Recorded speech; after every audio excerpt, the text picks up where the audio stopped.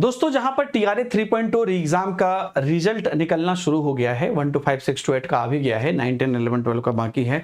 वहीं पर आज एक न्यूज निकल कर आई है जिसमें कि ये आपके आज का ही अपडेट है, जिसके अंदर की जो आपका टीआरए 3 है, जो री एग्जाम किसकी वजह से हुआ, क्योंकि टीआरए 3 आपका जो है उस समय पर पेपर लीक की बात आई थी, उसकी एक बड़ी खुलासा निकल कर आई है सामने। और उसमें सबसे बड़ी बात यहां पर यह कही जा रही है कि टीआरए 2 का भी पेपर लीक था, अब ये भी पूरा पूरी प्रूव्ड है। अब देखिए ये जानकारी आपके लिए जरूरी है, हमारे लिए जरूरी है, क्योंकि टीआरए 3.0 री एग्जाम दिया है और हम उम्मीद करते हैं कि ये वाला जो है इसमें कोई दिक्कत नहीं थी। क्या हुआ, कैसे हुआ, एक एक चीज आप यहां पर एक बार क्विकली अगर देख लीजिए तो ये बहुत इंपॉर्टेंट होगा। तो जो टीआरए 3 के पेपर लीक के मामले में ईओयू ने कोर्ट को चार्जशीट जो है वो जमा की है। जांच रिपोर्ट में चौंकाने वाली जानकारी मिली है। माफिया ने टीआरए 2 का पेपर भी लीक किया था। टीआरए 3 की दोबारा हुई परीक्षा का परिणाम 13 नवंबर 2024 को आया है। 44,704 सफल हुए हैं, अभी तो चल ही रहा है बेसिकली। 15 मार्च 2024 को यही परीक्षा सब हुई थी। अब यहां पर देखिए पेपर लीक उन लोगों ने कराया था। ऐसा भी हो सकता है दोस्तों कि टीआरए 3 के रिजल्ट के लिए बेबी वेट कर रहे होंगे इस अपडेट को बाहर आने के लिए, लेकिन ये बहुत जरूरी देखिए अब टीआरए 2 में भी तो आप सफल हो सकते थे अगर पेपर लीक नहीं होता तो वहां पे भी कहीं ना कहीं नाइंसाफी तो हुई है। देखिए क्या कह रहा है कि काफी 266 लोगों की गिरफ्तारी हो चुकी है ना, केस उस पर चल रहा था। और टीआरए 2 की परीक्षा भी जो है 7 से 15 दिसंबर और 2022 जो है दिसंबर 22 तक है ना तक हुई थी, और 22 में तो नहीं, लेकिन मतलब डेट दिया हुआ है 7 से 15 दिसंबर। और करीब 1.22 लाख अभ्यर्थी उसमें शामिल हुए थे।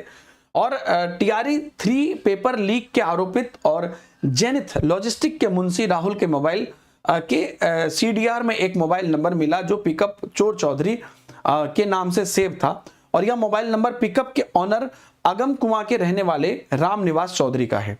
तो जेल से फोन करके जो है सबूत मिटवाया था। डॉक्टरशिप पहले सिपाही बहाली का जो पेपर लीक कराए थे है ना, उसमें उज्जैन से अपनी जो गर्लफ्रेंड और अपने साथियों के साथ गिरफ्तार हुआ था। फिलहाल वो बेउर जेल में बंद है।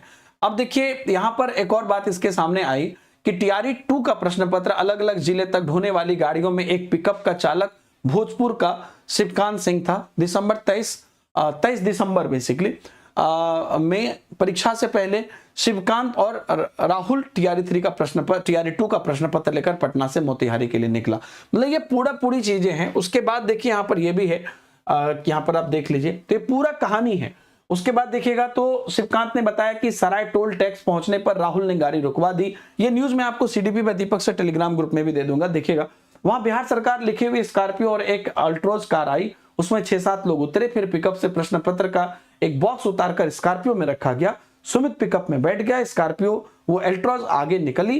फिर शिवकांत और सुमित पिकअप लेकर मोतिहारी के लिए निकले। घंटे भर बाद पिकअप जब मुजफ्फरपुर में रामदयालु चौक पहुंची तो वहां पहले से ही स्कॉर्पियो और अल्ट्रोज लगी हुई थी।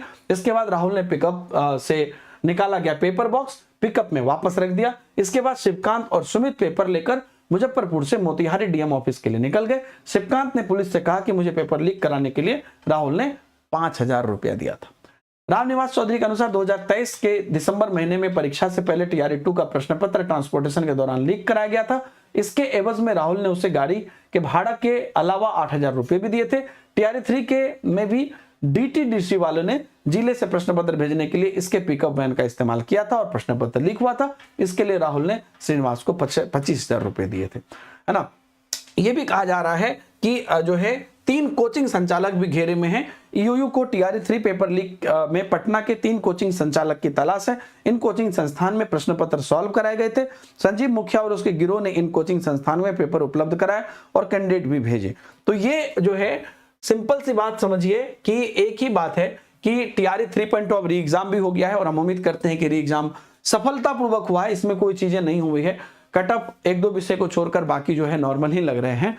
लेकिन अल्टीमेटली बात है जब टीआरए 2 भी लीक हुआ था तो टीआरए 2 में जो अभ्यर्थी सेलेक्ट हुए, कितने अभ्यर्थी, क्या 5 अभ्यर्थी हुए कि 5,000 अभ्यर्थी हुए गलत तरीके से, वो 5,000 अभ्यर्थी जो आज भी बेरोजगार हैं, जो टीआरए 3 में अगर सेलेक्ट नहीं हो पाए वो भी आज भी बेरोजगार हैं। क्योंकि अगर देखिए तो अल्टीमेटली अगर वो सही कैंडिडेट निकलते तो आज नए कैंडिडेट को मौका मिलता ना, सिंपल सी बात है। तो वो कहीं ना कहीं बच्चों के भविष्य के साथ खिलवाड़ है। अगर ऐसा हुआ है तो इस पर पुनर्विचार किया जाए।